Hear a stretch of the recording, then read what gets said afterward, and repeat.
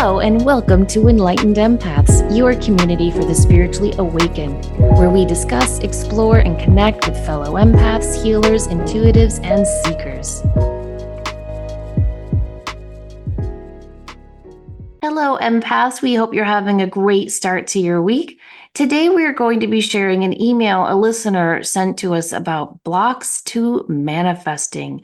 But before we dive into that, just wanted to stop in and say hello to Denise. We've been so busy. You and I have hardly had a chance to catch up. It has. It's been crazy busy, good busy, but crazy busy. I know. How's your class going? It's going amazing. Talk about big doors being blown open. I mean, personally and as a group, because we've talked about this so many times of how when you bring a group of like-minded people together and they're focused and working, the energy that generates is phenomenal. It Ugh, I bet. never ever ceases to amaze me. Well, this is your class on ancestor work, right? Right. And I can't believe we're almost halfway through it already.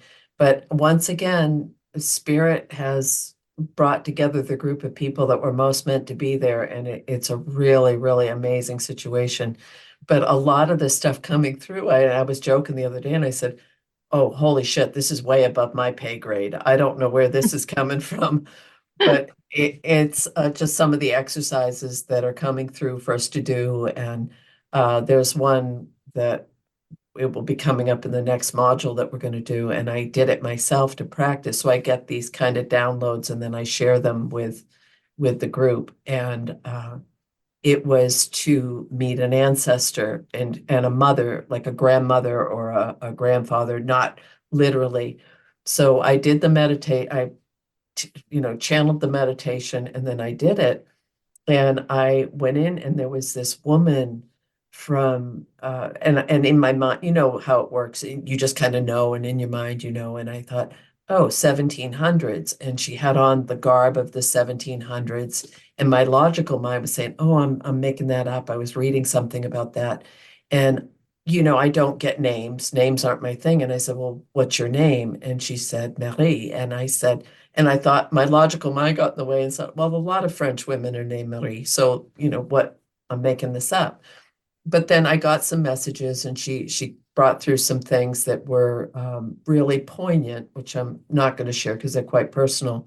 But the fun part is I went on to Ancestry after I got off because I got 1700s. And then specifically, I heard 1732. And I thought, well, that's kind of cool. So I said, maybe there's someone in my lineage from 1732. If anyone has Eastern French Canadian ancestry, the records are unbelievable. The Catholic Church kept amazing, amazing records. Baptismal, births, deaths, marriages. It's phenomenal how far back you can go. And I started digging, and honest to God, there was a woman born in 1728, and her name was Marie Angelique. And 1732, she would have been 4 years old. And we both know how much ancestral trauma that gets passed down starts when we're little people. Wow. Isn't that cool as hell? That is incredibly cool. Yeah. Wow. So Amazing that you were able to find that, connect yes. that, validate it. One of the things that we're doing that's really cool is we're getting to know these people for who they were, not just as, oh, that's a faded picture, or we're really doing a deep dive into what was the culture like, what was the music like. And she showed me something that was about literacy and reading and writing. My logical mind was thinking, in the 1700s, what was the literacy of women in, the 1700s in rural Canada? And I looked it up, and again, holy shit moment, they had shipped nuns over to start these schools for women in the 16 and 1700s. So there was literacy. Wow. So Amazing. yeah, but I mean, that stuff just lights me right up because when you can validate something that's coming through intuitively, oh, that's the best of both worlds.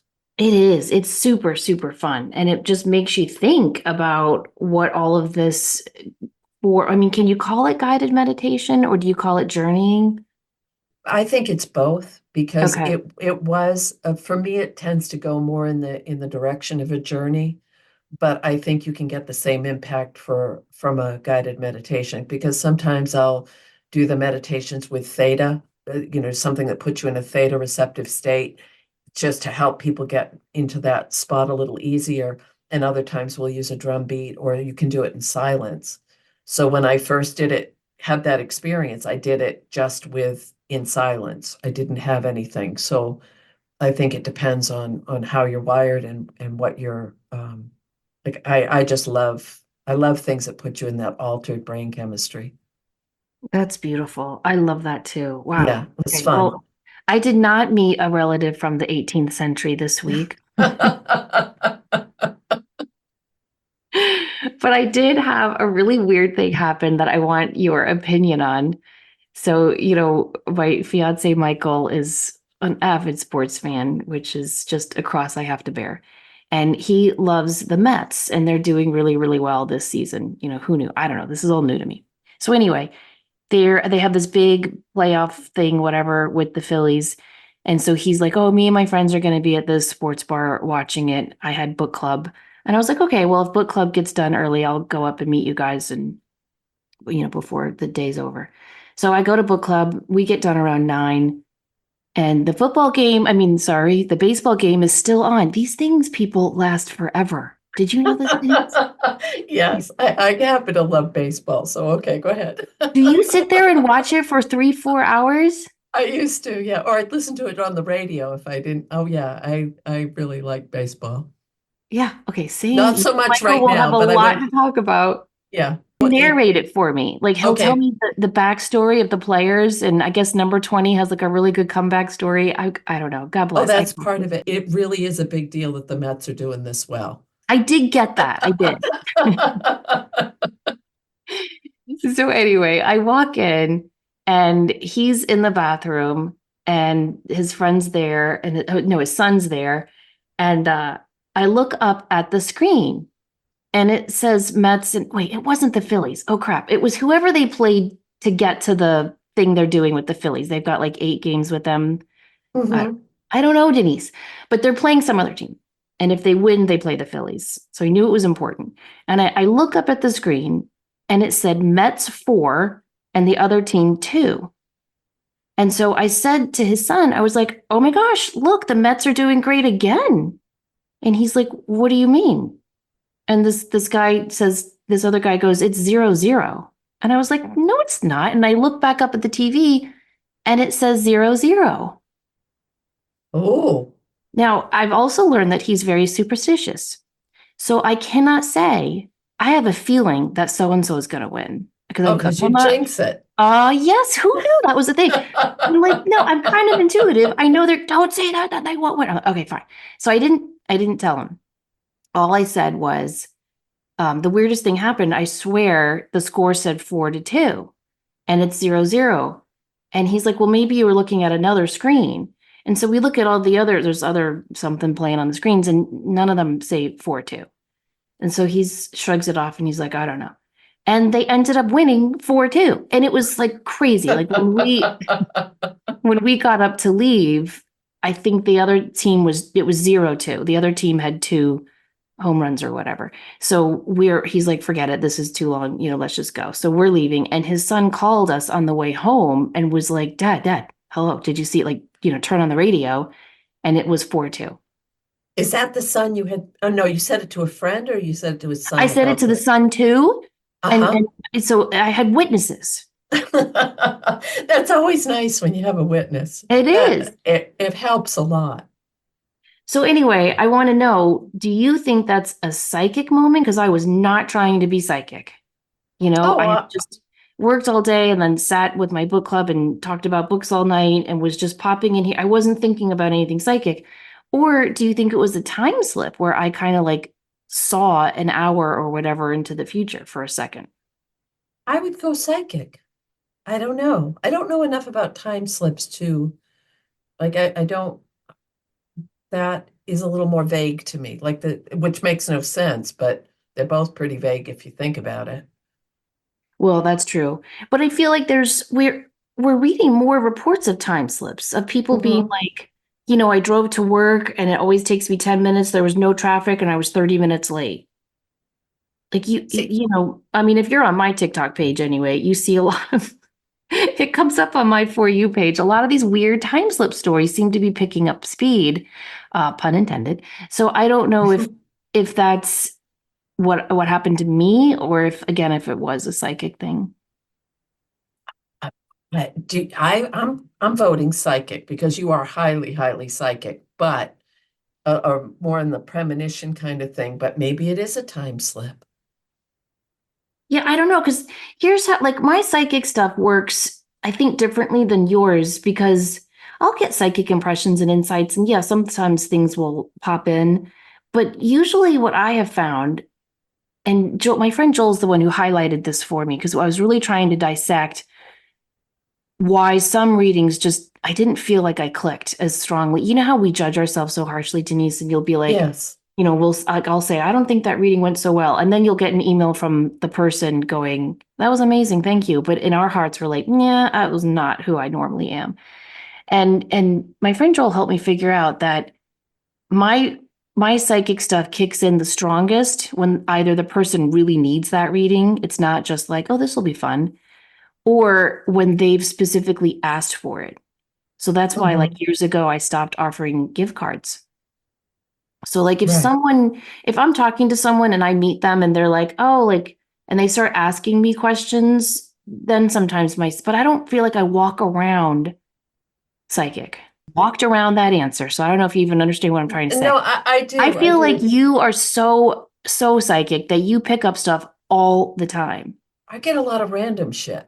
You do not, but it's not random, but you do. No, but it comes in randomly. Like I'm not trying to read someone. I'm not walking through the grocery store picking up everything. That's not what I'm saying. But sometimes if I'm talking to a dear friend and something will pop in and I'll just be like, why the, I don't know why I want to tell you this, but and they'll say, oh my God, I was just thinking that, or that's coming up in my life. And so I wonder why. I wonder if it's Well, I why. think I think for me, it's born out of fear because I was so afraid of opening up and being open all the time Mhm.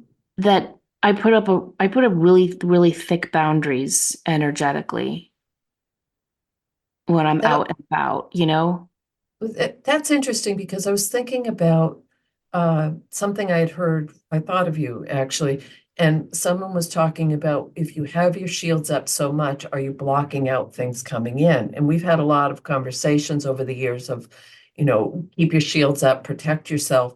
But is there, and I'm not discounting how important that is, but I wonder sometimes if there's a way to make it a little more porous so more can come through. I know, but I don't want it to come through. Okay, well then that's the perfect answer then.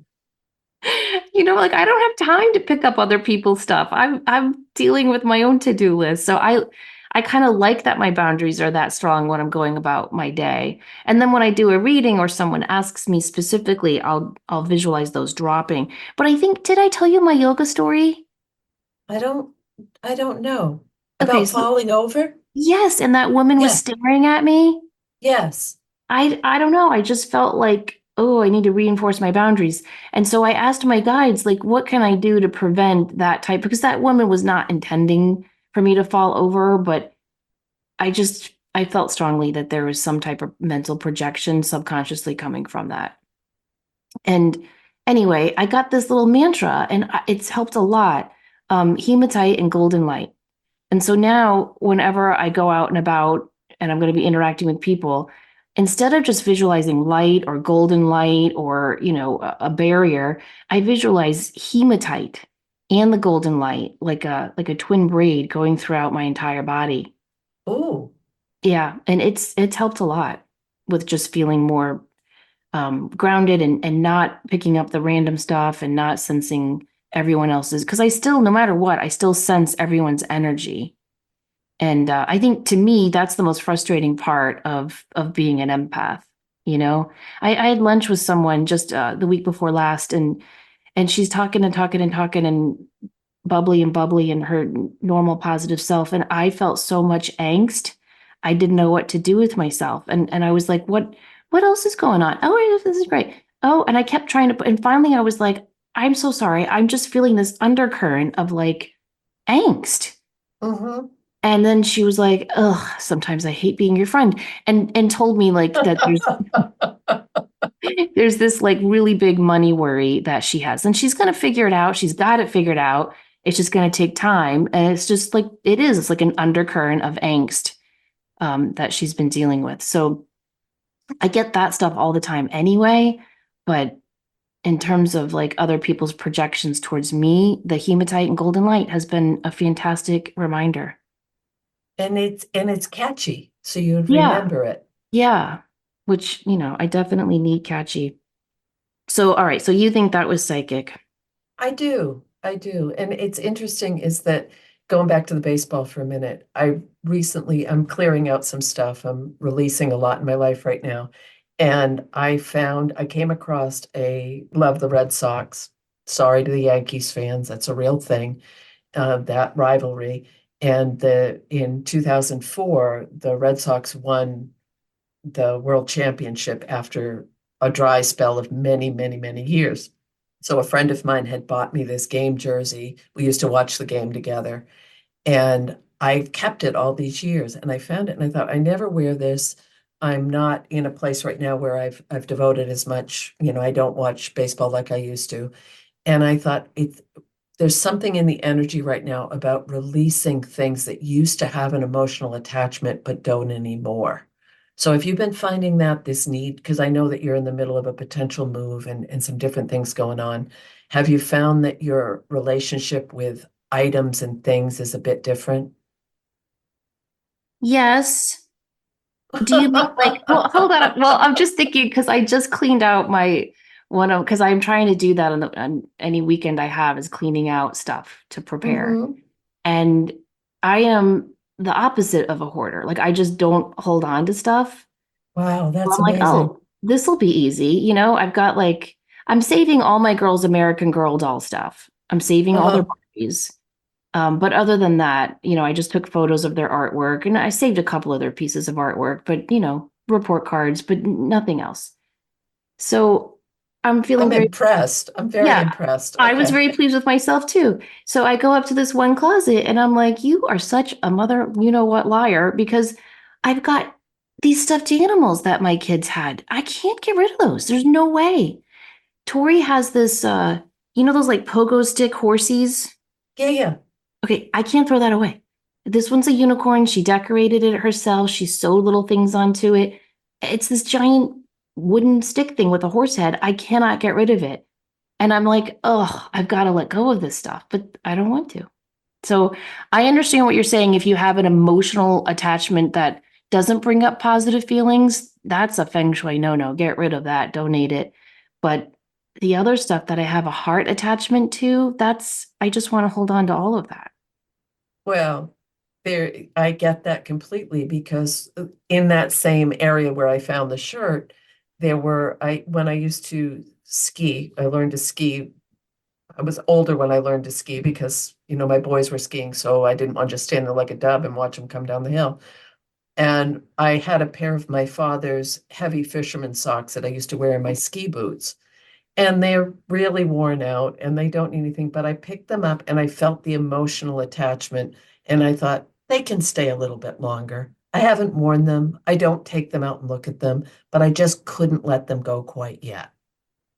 And I You know, think that's okay. I think that's okay, and I think that's important. The A lot of indigenous cultures, I think the Jewish people as well, have this belief that you should not give away anything of someone's who has physically passed for a year.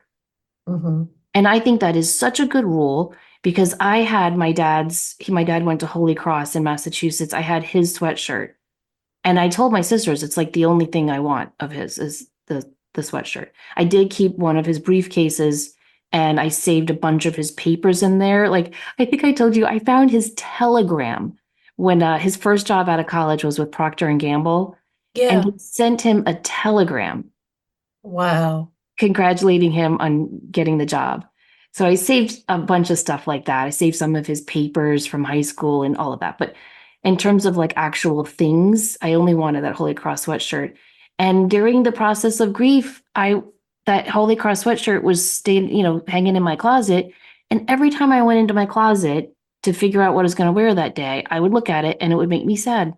And so instead of just putting it away, I gave it to Goodwill. Nice. Well, I'm mad about that though, because it was within that 1 year period. Now I'm at a point where I feel like I could lovingly wear that sweatshirt. Mhm. So it's tricky. It is.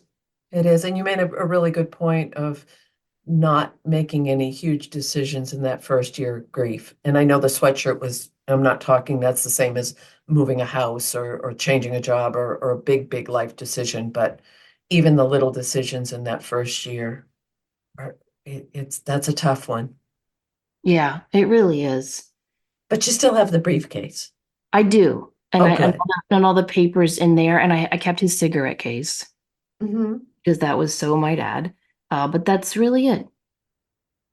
See, that's really admirable that you have so little attachment to the stuff. I think for mine, a lot of it is I might need it someday. It's old trauma response to insecurity about finances, security, stability, and releasing that stuff and realizing, okay, if you need it, you can go and get it. But that's that old Yankee frugal mindset too of, don't reuse, renew, recycle. You might need it someday No, I mentality. I totally get that. Bill Burr, he's like my favorite comedian, as you know. And he has this one line in one of his acts that always stayed with me. He says, "Everything you've ever owned still exists on this earth." He's like, even if you threw it away and it's still buried underneath the landfill, it's exist. Mhm. Everything you've ever given away. And it really made me think about stuff, you know? Hmm. How much stuff do we need? And we're just filling the earth with it. And I don't know. So I Well, and try not to have a connection to stuff, but I totally understand it. but it almost feels for me a little hypocritical if I'm writing something and say, where we're talking in that class again about connecting with your ancestors, and it's not about this. We're talking about psychometry and how you can hold an object and get the energy of the person it belonged to or the circumstances that were around the item. And so on one hand, I'm saying it's just stuff. And on one hand, I'm saying put it in your hand and feel the energy of it. And you can make a connection. So I think that it's kind of a double-edged sword sometimes. Well, it's everything is on that scale of what's enough, you know? Like I have from my former mother-in-law, I have one of her rings and Hmm. one of her rosary beads. That's enough. That's all I need from her. You know what I mean? Like just a little memento from each person, I think is important. That's wonderful. Something to strive for. Yeah, I guess. Who knows? Your way, my way, it's all the right way. So Exactly. our question that our listener sent in is pretty involved, and so we thought we would try to highlight it here. She says, I have a situation which has been plaguing me, and I'm hoping you can shed some light on it. When I start to visualize the ideal life for myself, either in meditation or via daydreaming, I have a weird reaction where I get nauseous and start to gag, like I'll throw up. I Googled it and found an article that said if your throat chakra is blocked, you won't be able to ask the universe for what you want. I believe this block comes from not feeling worthy, feeling insecure, fearing failure, perfectionism, and a lot more limiting beliefs. So I committed myself to doing the hard work to release these limiting beliefs. I used Joe Dispenza's Breaking the Habit of Being Yourself. Essentially, it's a 4-week journaling and meditation program to deinstall the old program of you and reinstall the new beliefs and thoughts of the person you want to become. I'm really struggling with it.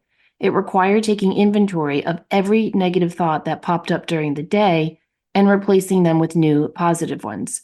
I find myself torn between accepting and loving this wounded part of myself that is clearly trying to keep me safe and distancing myself from these thoughts and behaviors since they no longer serve me.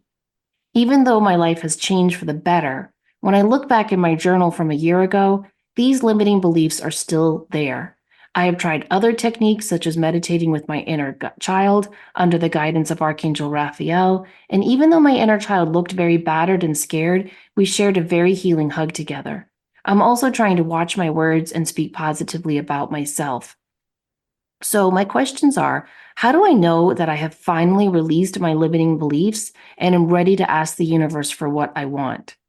Do I have a limiting belief that manifestation is hard and that in order to manifest the life I want, I first need to be worthy of it by releasing these limiting beliefs?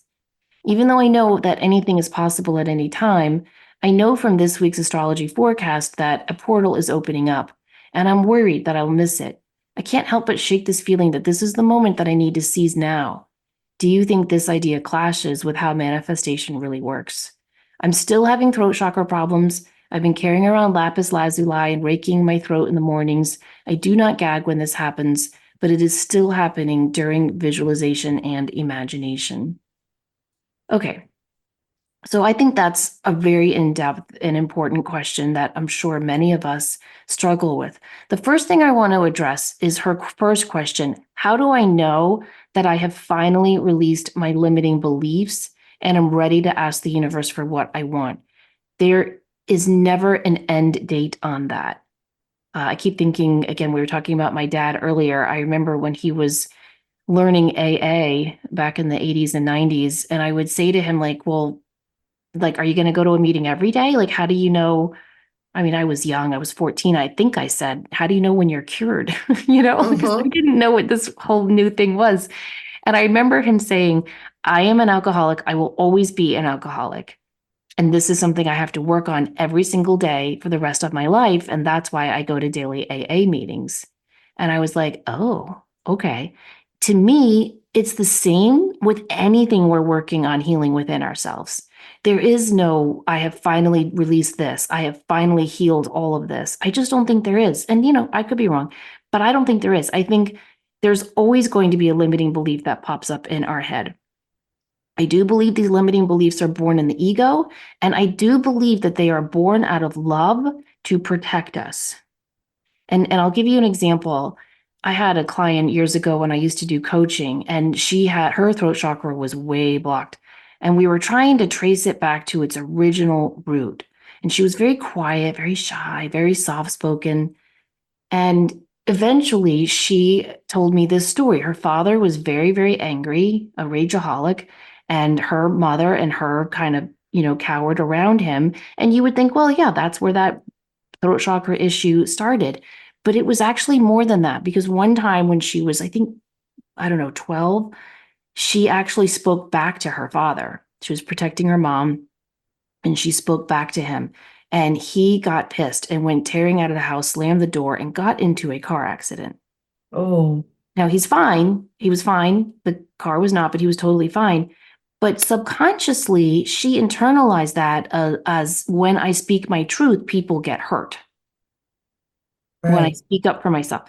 And so the other thing I found so interesting is she was obsessed with mice and she collected little toy mice and she would knit little toy mice as well. And she had like a mouse like Christmas tree. And I thought that was interesting. Sometimes you have to look at your hobbies, your interests, your passions for collecting, because often that's our subconscious speaking to us too, because she felt like a meek little mouse. Mm-hmm. So just recognizing that really helped her to start to heal it. But I don't think that there's a final there. I think you always have to work on that. And that client's limiting belief really was trying to protect her. She was trying to keep herself quiet so no one else would get hurt. So that's what I mean by how these limiting beliefs are born out of love. It's an illusion of love, and they're not telling us real things, but it is a side of ourselves that's trying to protect us. If you have a really, really big dream and you have this nauseous response, well, first of all, nausea is connected to the solar plexus chakra, not the throat chakra. The gagging is definitely connected to the throat chakra. But if you're gagging as well and feeling nauseous, that's also third chakra work, which is about confidence and your sense of self-worth. So often, if you have a really, really big dream, your limiting belief is trying to protect you from getting hurt because that limiting belief is thinking, yeah, no, we're not going to be able to manifest that. And so they're going to put you down just to keep you down so that you don't get hurt when you try to achieve that goal and you don't. But again, it's all an illusion. Wow, that's a lot. And it's a lot of really, really important and good information. So I agree. The first thought when, how do I know if I'm ready to do this is when you can ask and not feel fear. I think that's a big part of it. If you get to the point where I don't want to feel this way anymore, I don't want to wait any longer, I'm just going to ask. I mean, I think that fear is, you address that beautifully. A lot of times when I'm doing readings, if I get like my throat closes up a little bit or I start coughing and can't stop, it means that the person that I'm reading for has something stuck in their throat. There's something they need to say. There's something they need to express. So I think that that would be similar to that gag response that this person is having. There's something that needs to come out, and maybe it could be done through, talking out loud to themselves or writing it or meditate. I don't know, but maybe releasing what's stuck in their throat would help them be able to ask with more hope because I love, love, love that this person is able to realize that the block comes from not feeling worthy, from feeling insecure, from fearing failure and perfectionism and all those other things that get stuck in our body. Yeah, exactly. So when she was talking about Joe Dispenza's work, Breaking the Habit of Being Yourself, which is a great book, by the way, and it is what I thought about is years ago I was going through something, and I don't know if you've ever been fly fishing or fishing, and it's a big catch and release. You catch it, you release it, and I was going through something, and all these intrusive thoughts kept coming into my head. And I was just like, catch and release, Denise, catch and release. Like I would hold it for a second and then say, get the hell out of my head. I don't have time for this. Because I think those little things, similar to what you said about, the threads of crystal that you do, uh, when we have something that we can use as a trigger, like snapping the elastic band on your wrist, it's going to help us be more conscious of it and hopefully find a way to start removing it or addressing it in a way that we haven't been able to before. Yeah, exactly. And I want to talk about replacing those limiting beliefs and what she was struggling with about that because I have a whole chapter on this in my new book called Befriending Your Shadow, because I don't know that we necessarily should replace those limiting beliefs. I think first we need to make friends with them and give them the time and attention that they need and deserve so that we can learn and grow before we can just replace it. You know what I mean? I think these limiting beliefs have a lot of rich information to share with us. And so it's not about just killing the ego or eradicating the negative thought. Sometimes those negative thoughts are true. I Right. mean, you know what I mean? Like I had a friend just recently, and she was like, I really want to manifest love, and you did a great job with it. How can I do it? And so I said to her, well, when you think about dating and you think about being in a relationship, what are the fears that pop up? And so we wrote down like all of her fears, and some of them were true and some of them were not true. But the one that was true was I'm not ready. Mm-hmm. That was her one of her fears was I'll get hurt again. And so we were like, is this true? Well, you don't know if that's true, right? Were you hurt in the past? Is that affecting your fear now? Yes. So you can like kind of root it down that way. And so some of her fears, I feel like I need to, one of her things was her physical appearance, which get over that, right? But I get it. That was not true. She's a beautiful woman. So we had to, some of those fears were actually illusions. But the last one was I'm not ready. When we broke that down, it was true. She really was not ready. And that's okay. She can manifest that when she is in a year, 2, 5 years, it doesn't matter. So I think that it's just not, I don't know. I just feel like whenever anything negative happens to us, whether it's an action or a thought, our first reflex is to just push it down, push it away, or ignore it. And I just don't think that should be our first response. I think we need to sit with it and look at those limiting beliefs and ask, what are you trying to protect me from? I agree with you because often in my own life and with a lot of people I know and have spoken with over the years, there's something deeper. There's something more that is what is really caught. It's the root. It's finding Yes. that root. And it might present as a not a. It's never. I'm not saying it's superficial, but it might present on one level, and that's why you're feeling the limits and the fear and the anxiety and all that stuff. But then you have to go back a little bit further and then be like, oh, that's why. And once you address that, then you can replace it with the more positive, because I think we have to be gentle with ourselves when we're doing this work. No, for sure. Well, also, she starts off by saying, when I start to visualize the ideal life for myself, manifestation needs to be broken down. It can't be the ideal life for yourself. It has to be 1 to 3 goals that you focus on at a time.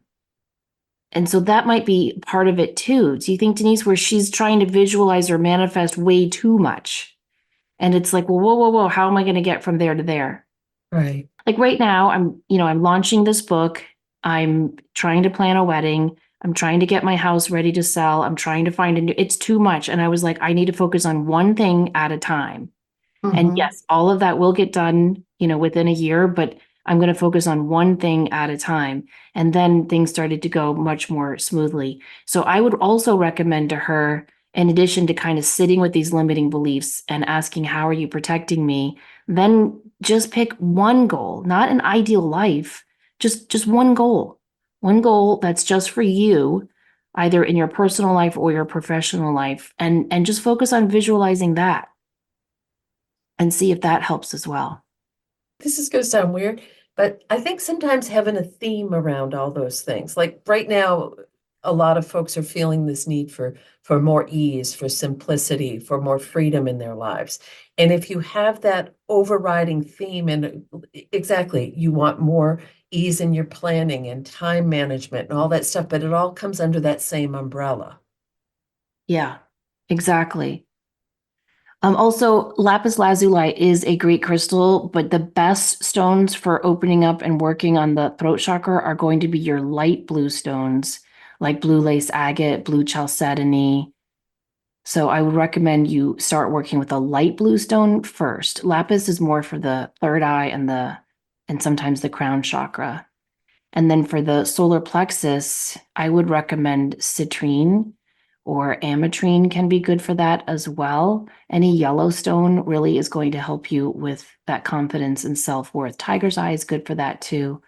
Hawk's eye, but citrine tends to be the go-to for that. Yellow topaz. All right, I'll stop. But anyway, those are good crystals for that. And something that's coming to me as well, Denise, that she could try is get a crystal bracelet that represents, like, say, a blue chalcedony or a blue lace agate bracelet that you wear, or just tie a string around your wrist, a rubber band, I don't care, but something that's on you so that every time you look at it, you think about that goal. And then you can monitor the thoughts that are coming up around that one goal rather than your ideal life. Just, I'm going to make X amount of money this year, or I'm going to heal this aspect of me this year, or I'm going to focus on getting that project out into the world. Whatever it is, just one goal, and assign a bracelet or a rubber band to that and see throughout your day what that's bringing up for you.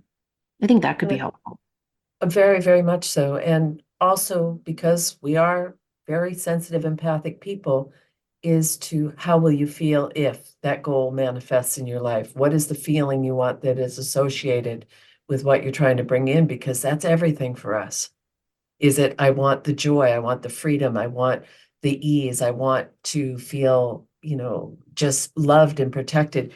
I just have to go back to a second to the note that this person sent in that God love you. You're doing everything. You're addressing the inner child work and finding that battered and scared little person and having a healing hug. You've brought in Archangel Raphael. You've all these things that this person has done, and then to end it with, still having throat chakra problems, but it isn't gagging and is starting to have a breakthrough, is it's starting to move in a new direction for them. So I think that's wonderful. I'm so glad you mentioned that because I wanted to say that too, and I forgot because you're right. She's doing all the good work. And together that's going to add up to something amazing and some positive shifts for sure. But it takes time. I think it was Vogel, who, the crystal scientist who invented the Vogel wands, but I think he was the one who was able to show it takes 2 weeks for a crystal to resonate and vibrate with our energy. And that is always a reminder to me, since everything is energy, and we know crystals are, just high vibing energy.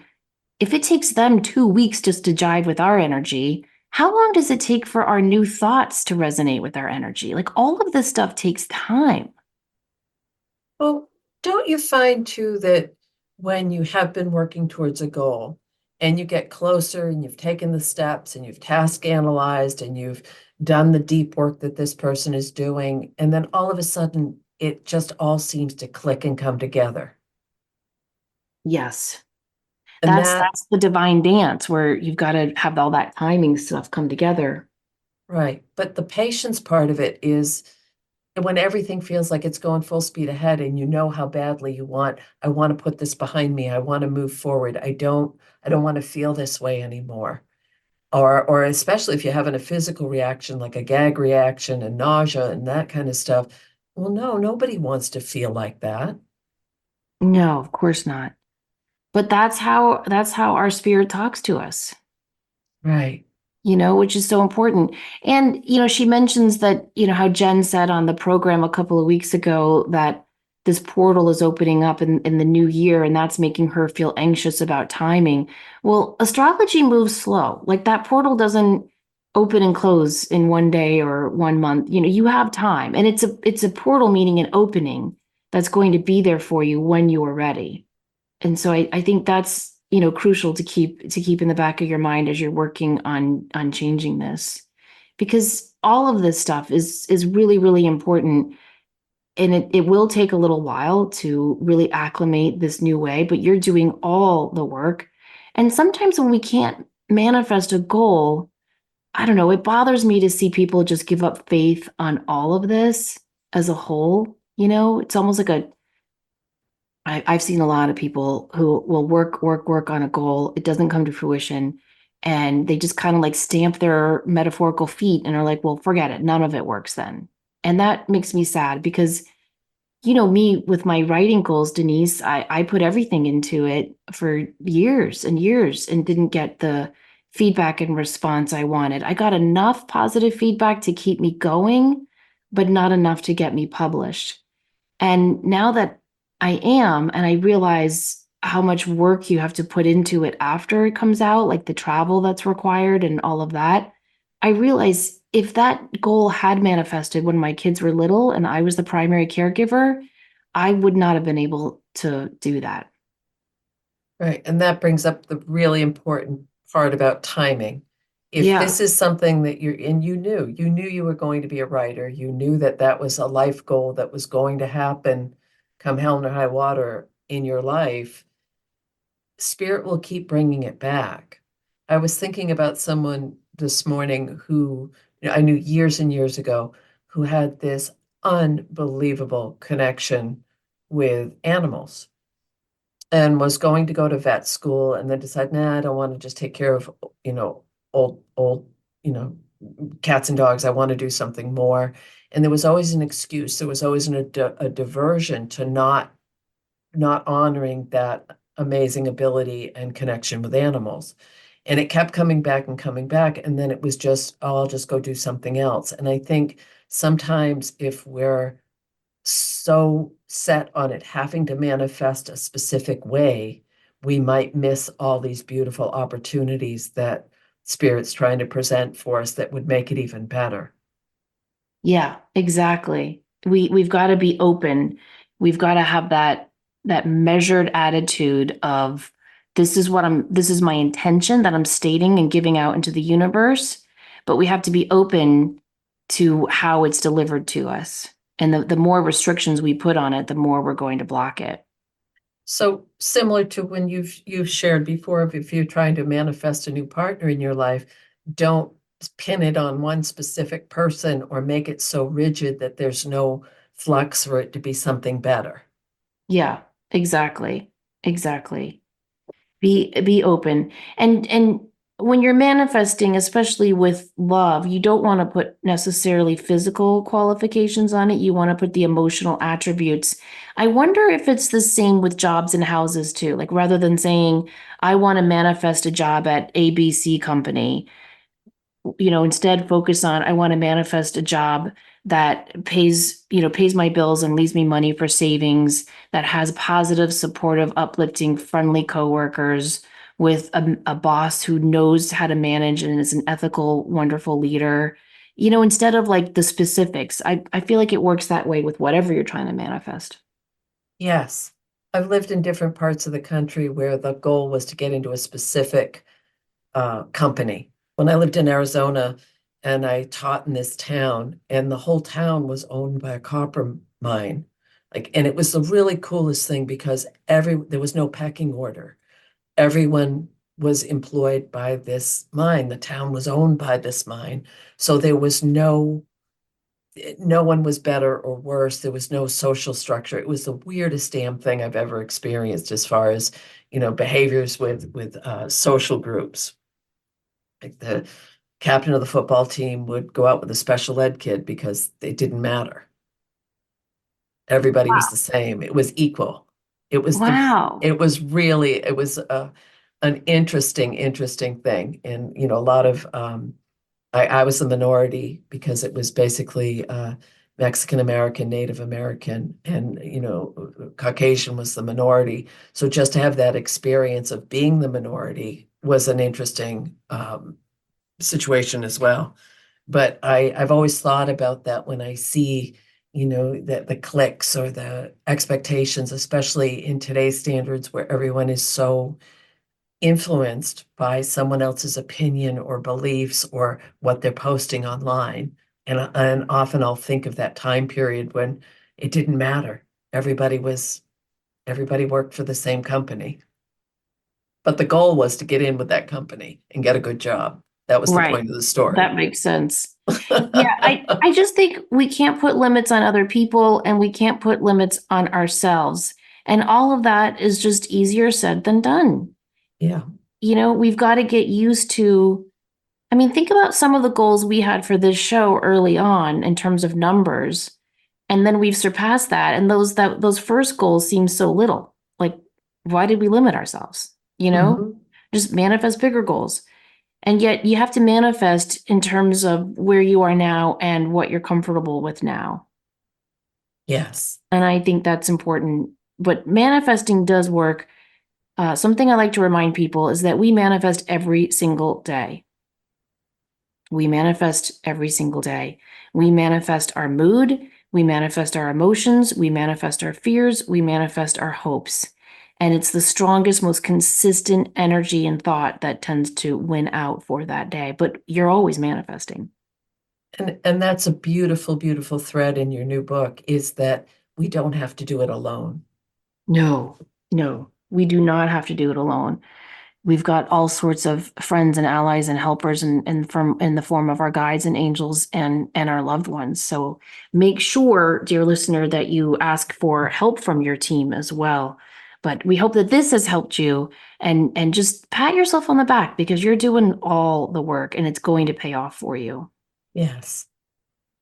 Well, thank you guys so much for listening. If you want to learn more about our work and our classes, you can check Denise out at thegratefulmessenger.com. I'm at samanthafay.com. And you can always send us a question at enlightenedempaths@gmail.com. Have a great week. Remember, as always, to show up, do great work, and share your light. Take care.